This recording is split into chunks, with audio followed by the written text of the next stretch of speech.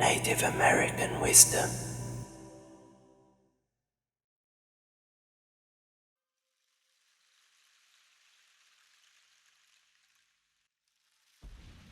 O ye people, be ye healed, life anew I bring unto ye. O ye people, be ye healed, life anew I bring unto ye. Through the Father over all, do I thus, life anew I bring unto ye. In the beginning of all things, wisdom and knowledge were with the animals, for Tarawa, the one above, did not speak directly to man. He sent certain animals to tell men that he showed himself through the beasts, and that from them, and from the stars and the sun and the moon should man learn. All things tell of Tarawa.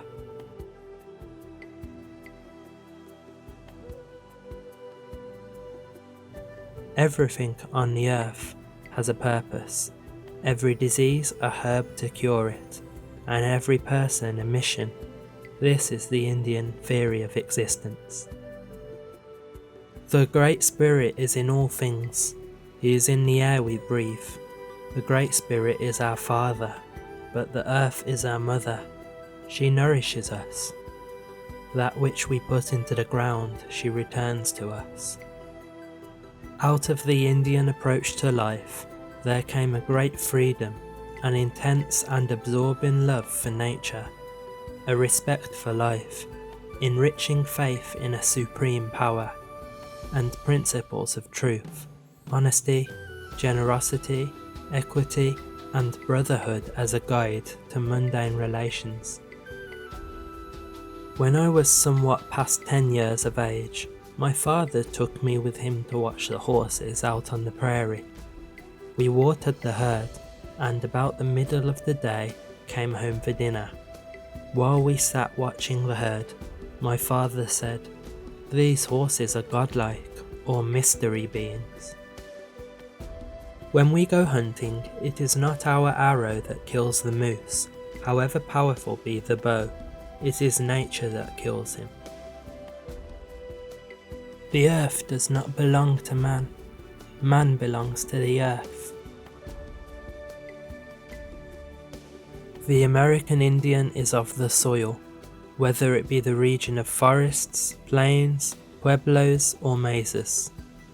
He fits into the landscape, for the hand that fashioned the continent also fashioned the man for his surroundings. He once grew as naturally as the wild sunflowers. He belongs just as the buffalo belonged.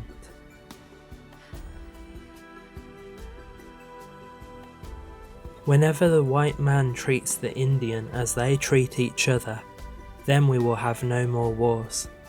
We shall all be alike, brothers of one father and one mother, with one sky above us and one country around us, and one government for all.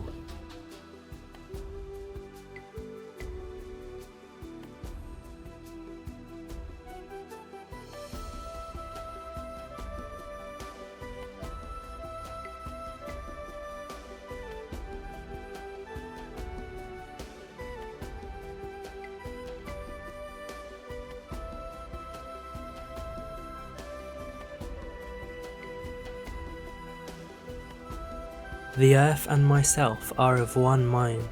The measure of the land and the measure of our bodies are the same. When a man does a piece of work which is admired by all, we say that it is wonderful. But when we see the changes of day and night, the sun, the moon, and the stars in the sky, and the changing seasons upon earth, with their ripening fruits, anyone must realize that it is the work of someone more powerful than man. Our God is the same God. He is the God of man, and his compassion is equal for the red man and the white. The voice of the Great Spirit is heard in the twittering of birds, the rippling of mighty waters, and the sweet breathing of flowers. I am going to venture that the man who sat on the ground in his teepee, meditating on life and its meaning, accepting the kinship of all creatures and acknowledging unity with the universe of things was infusing into his being the true essence of civilization. It is the general belief of the Indians that after a man dies, his spirit is somewhere on the earth or in the sky. We do not know exactly where, but we are sure that his spirit still lives. So it is with Wakantanka. We believe that he is everywhere, yet he is to us as the spirits of our friends, whose voices we cannot hear.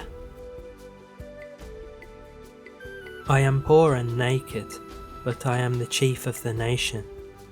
We do not want riches, but we do want to train our children right. Riches would do us no good. We could not take them with us to the other world. We do not want riches. We want peace and love. There is no death, only a change of worlds. Everything is laid out for you. Your path is straight ahead of you. Sometimes it's invisible, but it's there. You may not know where it's going, but you have to follow that path. It's the path to the Creator. It's the only path there is. Conversation was never begun at once, nor in a hurried manner. No one was quick with a question, no matter how important, and no one was pressed for an answer. A pause giving time for thought was the truly courteous way of beginning and conducting a conversation. Silence was meaningful with the Lakota. I hope the great Heavenly Father, who will look down upon us, will give all the tribes his blessing, that we may go forth in peace and live in peace all our days, and that he will look down upon our children and finally lift us far above this earth, and that our Heavenly Father will look upon our children as his children, that all the tribes may be his children, and as we shake hands today upon this broad plain, we may forever live in peace. The beauty of the trees, the softness of the air, the fragrance of the grass speaks to me. The summit of the mountain, the thunder of the sky, the rhythm of the sea speaks to me. The faintness of the stars, the freshness of the morning, the dewdrop of the flower speaks to me. The strength of fire, the taste of salmon, the trail of the sun, and the life that never goes away, they speak to me, and my heart soars. Friend, whatever hardships threaten, if thou call me, I'll befriend thee. All enduring fearlessly, I'll befriend thee.